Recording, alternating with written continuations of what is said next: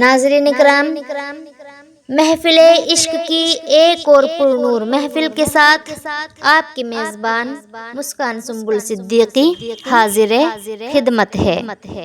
آج کی یہ محفل رسول اللہ صلی اللہ علیہ وآلہ وسلم کی جلیل القدر صحابیہ حضرت خولہ بنت ثعلبہ رضی اللہ تعالیٰ عنہا کے ذکر سے معمور ہے، جن کی بات خود اللہ تبارک و تعالیٰ نے سنی اور پھر قرآن کی آیتیں نازل فرمائی۔ سبحان اللہ۔ ناظرین اکرام، عہد جاہلیت میں عرب میں یہ معمول تھا کہ جب شوہر اور بیوی کی لڑائی شدت اختیار کر جاتی تھی تو شوہر غصے میں بیوی کو اپنی ماں سے تشبیہ دے بیٹھتا تھا اور کہہ دیتا تھا کہ تو میرے لیے ایسی ہے جیسے میری ماں، یعنی اب تو میرے اوپر حرام ہو چکی ہے۔ اس طرح کے قول کو زہار کہا جاتا تھا اور زمانہ جاہلیت میں یہ لفظ طلاق سے بھی زیادہ سخت سمجھا جاتا تھا۔ حضرت خولہ رضی اللہ تعالیٰ عنہا کی ایک دن اپنے شوہر حضرت اوس بن صامت رضی اللہ تعالیٰ عنہ سے کسی بات پر لڑائی ہو گئی تو انہوں نے غصے میں آ کر زہار کے الفاظ استعمال کر دیے۔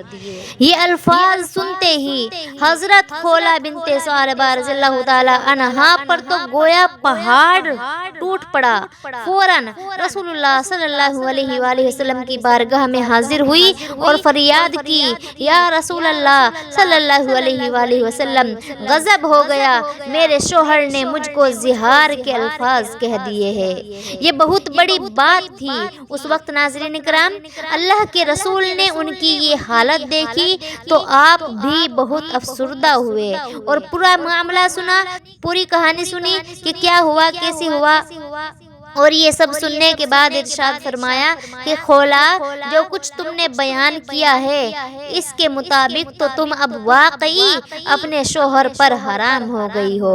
اب یہ سنتے ہی حضرت خولہ نے رونا شروع کر دیا اور آب دیدہ ہو کر فرمایا، یا رسول اللہ صلی اللہ علیہ وآلہ وسلم، میں نے اپنی پوری جوانی اپنے شوہر کی خدمت میں گزار دی ہے، اب اس بڑھاپے میں کہاں جاؤں گی؟ رسول اللہ صلی اللہ علیہ وآلہ وسلم نے فرمایا، خولہ، میں تمہارا دکھ اچھی طرح سمجھ رہا ہوں لیکن میں اللہ کے حکم کا پابند ہوں۔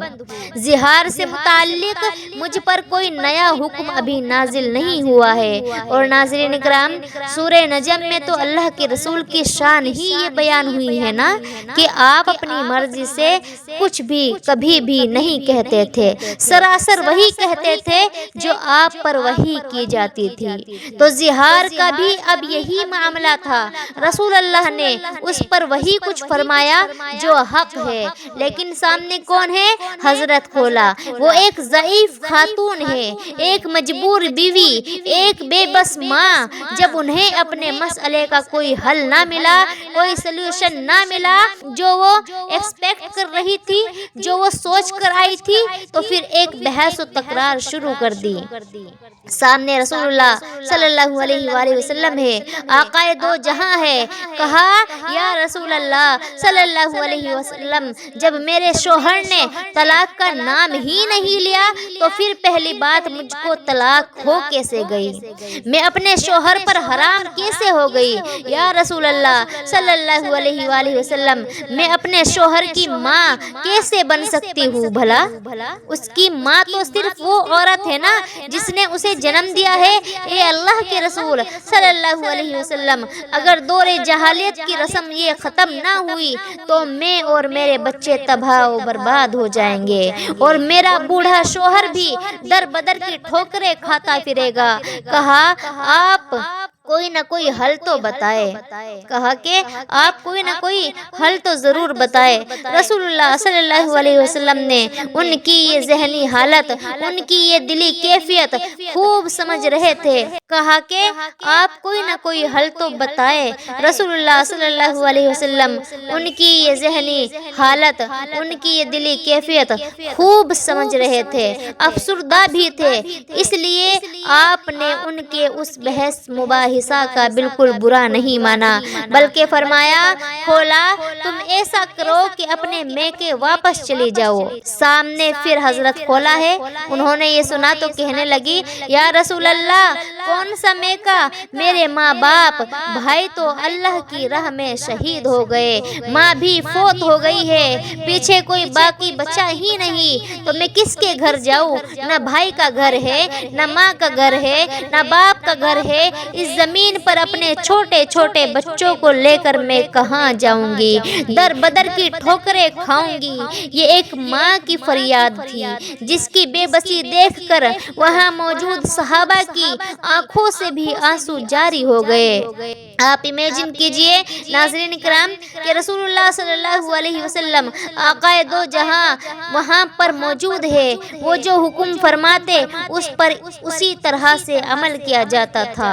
صحابہ کبھی بھی دخل نہیں کرتے تھے، جو رسول اللہ نے حکم فرما دیا وہی ہوگا، کیونکہ رسول اللہ تو وہی حکم فرما رہے ہیں جو اللہ تبارک و تعالیٰ کا حکم ہے، تو اس پر آگے سے کوئی جواب نہیں دیتا تھا، کوئی بینٹ نہیں ہوتا تھا، کوئی بحث و مباحثہ نہیں ہوتا تھا۔ لیکن آپ سوچئے کہ سامنے ایک ضعیف خاتون ہے، اپنے حق کے لیے لڑ رہی ہے، اپنے حق کے لیے بات کر رہی ہے، تو رسول اللہ بھی برا نہیں مان رہے ہیں، صحابہ بھی برا نہیں مان رہے ہیں، بلکہ فیل کر رہے ہیں، انہیں احساس ہو رہا ہے کہ اس عورت پر مشکل وقت ہے، وہ اپنے آپ کو اس مشکل وقت سے نکالنے کے لیے اپنے حق کے لیے کھڑی ہو رہی ہے۔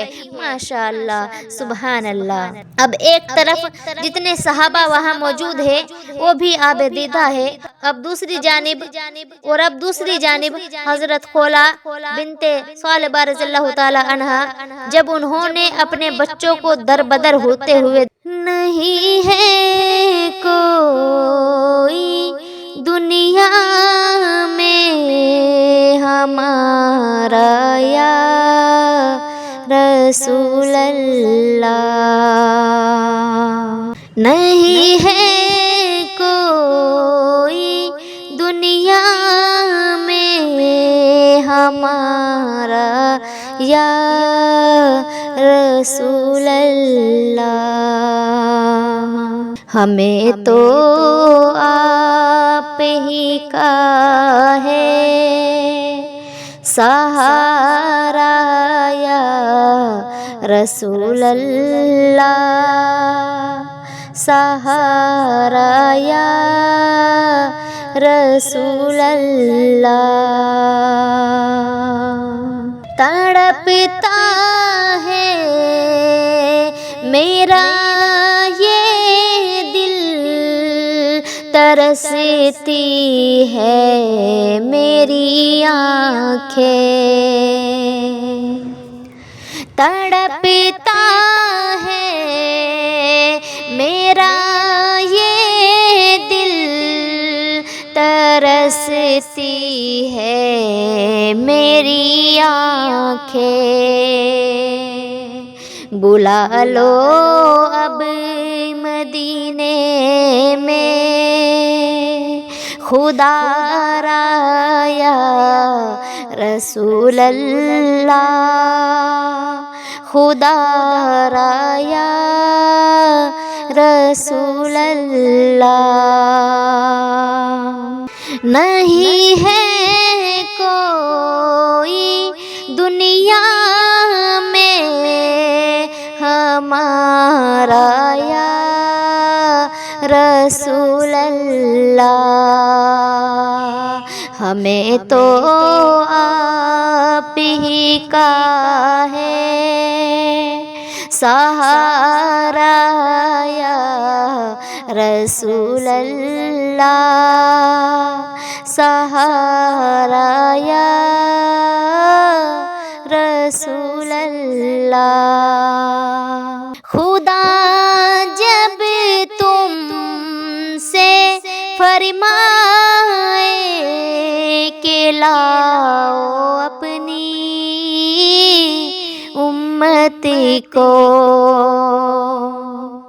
خدا جب تم سے فرمائے کہ اپنی امت کو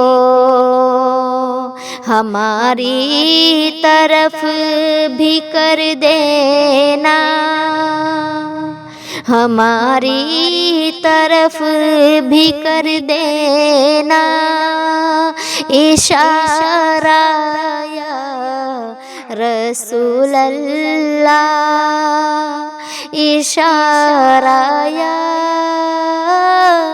رسول اللہ۔ بروز حشر میرے اس کہے کی لاج رکھ لینا، بروز حشر میرے اس کہے کی لاج رکھ لینا، تمہاری ہوں تمہاری ہوں، تمہاری ہوں تمہاری ہوں، تمہاری یا رسول اللہ، تمہاری یا رسول اللہ۔ نہیں ہے کوئی دنیا میں ہمارا یا رسول اللہ،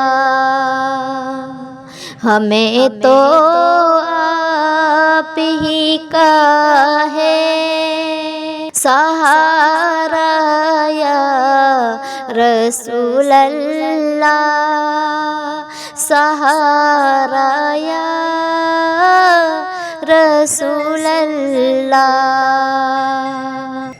میرے اعمال مجھ کو لے چلے ہیں نار دوزخ میں،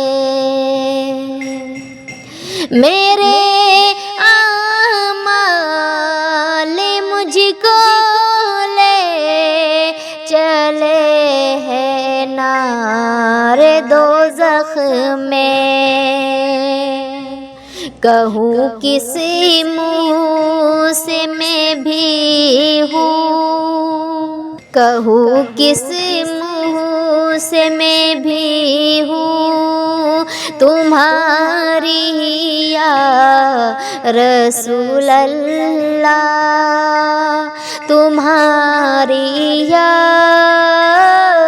رسول اللہ۔ نہیں ہے کوئی دنیا میں ہمارا یا رسول اللہ، ہمیں تو آپ ہی کا ہے سہارا یا رسول اللہ، سہارا یا رسول اللہ۔ فقط اعمال کے بدلے نہ پائے گا کوئی جنت، فقط اعمال کے بدلے نہ پائے گا کوئی جنت، نہ ہوگا جب تلک تیرا اشارہ یا رسول اللہ، اشارہ یا رسول اللہ۔ نہیں ہے کوئی دنیا میں ہمارا یا رسول اللہ، ہمیں تو آپ ہی کا ہے سہارا یا رسول اللہ، سہارا یا رسول اللہ۔ دم آخر ذرا مسکانی پر اتنا کرم کرنا، دم آخر ذرا مسکانی پر اتنا کرم کرنا کہ میرے لب پہ ہو کلمہ، کہ میرے لب پہ ہو کلمہ تمہارا یا رسول اللہ، تمہارا یا رسول اللہ۔ نہیں ہے کوئی دنیا میں ہمارا یا رسول اللہ،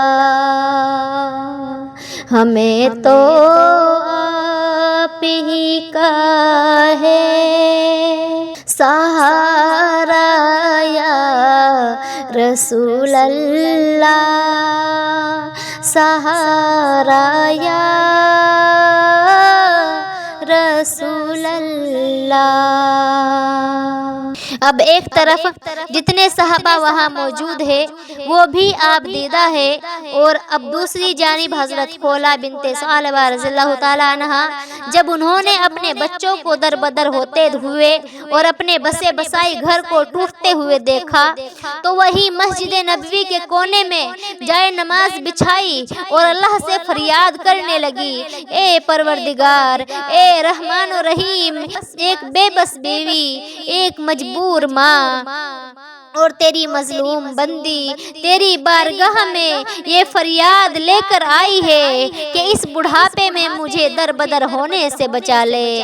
اے اللہ، اپنے حبیب پر کوئی حکم نازل فرما اور میرے بسے بسائے گھر کو ٹوٹنے سے بچا لے۔ حضرت خولا اللہ کی بارگاہ میں اس طرح بلک بلک کر روئی اور ایسی دردناک فریاد کی کہ عرش معلی بھی ہل گیا۔ اللہ کی رحمت جوش میں آئی اور ہماری شہ رگ سے بھی زیادہ قریب موجود ہمارے رب نے حضرت جبرائیل امین کو حکم دیا کہ جاؤ میرے حبیب کو یہ پیغام پہنچا دو اور میری یہ آیات سنا دو، جس کا ترجمہ آپ کے سامنے رکھیں گے۔ قرآن کی آیات کا ترجمہ کہ بے شک اللہ نے اس عورت کی بات سن لی ہے جو آپ سے اپنے شوہر کے بارے میں تکرار کر رہی تھی اور اللہ سے فریاد کر رہی تھی، اور اللہ آپ دونوں کے باہمی سوال و جواب سن رہا تھا۔ بے شک اللہ خوب سننے والا، خوب دیکھنے والا ہے۔ تم میں سے جو لوگ اپنی بیویوں سے زہار کر بیٹھے ہیں، یعنی یہ کہہ بیٹھے ہیں کہ تم مجھ پر میری ماں کی پشت کی طرح ہو، تو یہ کہنے سے وہ ان کی مائیں نہیں ہو جاتی، ان کی مائیں تو صرف وہی ہے جنہوں نے ان کو جنا ہے، اور بے شک وہ لوگ بری اور جھوٹی بات کہتے ہیں، اور بے شک اللہ ضرور درگزر فرمانے والا، بڑا بخشنے والا ہے۔ سبحان اللہ۔ ناظرین کرام، رسول اللہ کی ایک پریشان حال صحابیہ حضرت خولا اللہ کی بارگاہ میں ایسا روئی اور گڑ گڑائی کہ اللہ نے زہار کی تائید میں کوئی حکم جاری نہیں فرمایا، بلکہ ایک نیا حکم نازل فرما دیا، نیا قانون عطا فرما دیا۔ قرآنی آیات ایک کے بعد ایک نازل ہوتی، قرآنی آیات ایک کے بعد ایک نازل فرما دی، بلکہ اللہ کو اپنے رسول اور ان صحابیہ کے مابین جو گفتگو ہو رہی تھی وہ اتنی پسند آئی کہ اس صورت کا نام بھی مجادلہ یعنی بحث و تکرار ہی رکھ دیا۔ اللہ اکبر۔ ناظرین کرام، ہمارا رب جو دلوں کے حال سے خوب واقف ہے، وہ جانتا تھا کہ حضرت خولا کی بحث و تکرار کسی ذاتی بغض یا اناد کی بنیاد پر تو ہرگز نہیں تھی، بلکہ اپنے حق کے وصولی کے لیے ہے۔ اس لیے نہ صرف ان کے اس مسئلے کا حل عطا فرمایا، بلکہ اگلی آیات میں اس کے کفارے کا طریقہ بھی بتا دیا۔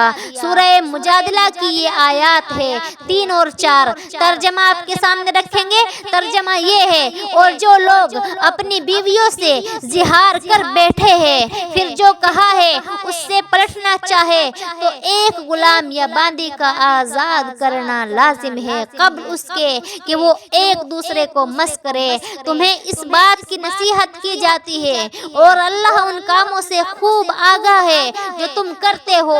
پھر جسے غلام یا باندی میسر نہ ہو تو 2 ماہ کے روزے رکھنا لازم ہے قبل اس کے کہ وہ ایک دوسرے کو مس کرے، اور پھر جو شخص اس کی بھی طاقت نہ رکھے تو 60 مسکینوں کو کھانا کھلانا لازم ہے۔ یہ اس لیے کہ تم اللہ اور اس کے رسول اللہ صلی اللہ علیہ وآلہ وسلم پر ایمان رکھو، اور یہ اللہ کی مقرر کردہ حدود ہے اور کافروں کے لیے دردناک عذاب ہے۔ رسول اللہ صلی اللہ علیہ وآلہ وسلم نے جب یہ آیات پڑھ کر سنائی تو حضرت خولا کی خوشی کا کوئی ٹھکانہ نہ رہا۔ آپ فوراً اپنے گھر روانہ ہوئی، اپنے شوہر کو بھی یہ خوشخبری سنائی، کیونکہ ظاہر ہے اس سے وہ پلٹنا چاہتے تھے۔ جب تو غصے میں کہہ دیا تھا، ان کے شوہر حضرت اوس بن صامت رضی اللہ تعالی عنہ بھی یہ خوشخبری سن کر اللہ کے حضور سجدہ ریز ہو گئے، شکرانے کی نوافل ادا کیے۔ وہ خود بوڑھے تھے، عمر زیادہ تھی، اور اللہ کے رسول نے کفارے کا جو طریقہ بتایا تھا وہ جاننے کے لیے فوراً بارگاہ رسالت میں حاضر ہوئے۔ رسول اللہ آقائے دو جہاں محمد مصطفیٰ صلی اللہ علیہ وآلہ وسلم نے حضرت اوس بن صامت سے فرمایا، مبارک ہو، اللہ نے تمہارے اس مسئلے کا حل عطا فرما دیا ہے، اور کفارے کے لیے اب 3 راستے ہیں، 3 آپشنز ہیں۔ پہلا راستہ یہ ہے کہ ایک غلام یا باندی آزاد کر دو۔ حضرت اوس نے عرض کی، یا رسول اللہ، کوئی غلام یا باندی تو میری ملکیت میں ہے ہی نہیں جسے میں آزاد کر دوں۔ پھر رسول اللہ نے دوسرا راستہ بتایا کہ اچھا تو پھر ایسا کرو کہ 2 ماہ کے روزے تواتر سے رکھو۔ حضرت اوس نے فرمایا، یہ عرض کی، میں بوڑھا آدمی ہوں، یا رسول اللہ، میری بینائی کمزور ہو گئی ہے، اللہ کی قسم اگر میں دن میں 2-3 مرتبہ کھانا نہ کھاؤں تو میری نگاہ بالکل ہی ختم ہو جاتی ہے۔ یہ سن کر آپ صلی اللہ علیہ وآلہ وسلم نے فرمایا، تو پھر آخری طریقہ یہ ہے کہ 60 مسکینوں کو کھانا کھلاؤ، کفارہ ادا ہو جائے گا۔ پھر عرض کیا، یا رسول اللہ، خدا کی قسم میں اس کی استطاعت بھی نہیں رکھتا، اگر آپ صلی اللہ علیہ وآلہ وسلم میری کچھ مدد فرما دے تو پھر شاید میں یہ کفارہ ادا کرنے کے قابل ہو سکتا ہوں۔ رسول اللہ صلی اللہ علیہ وآلہ وسلم نے اپنے غلام کی یہ بات سنی تو تبسم فرمایا، انہیں اپنی بارگاہ سے خود کچھ اناج عطا فرمایا، اور باقی اناج اور اشیاء کا انتظام صحابہ اکرام نے فرما دیا، اور اس طرح الحمدللہ 60 مسکینوں کو کھانا کھلا کر کفارہ ادا ہو گیا، معاملہ حل ہو گیا، اور یوں الحمدللہ ایک صحابی اور صحابیہ کا گھر پھر سے آباد ہو گیا۔ سبحان اللہ، سبحان اللہ، سبحان اللہ۔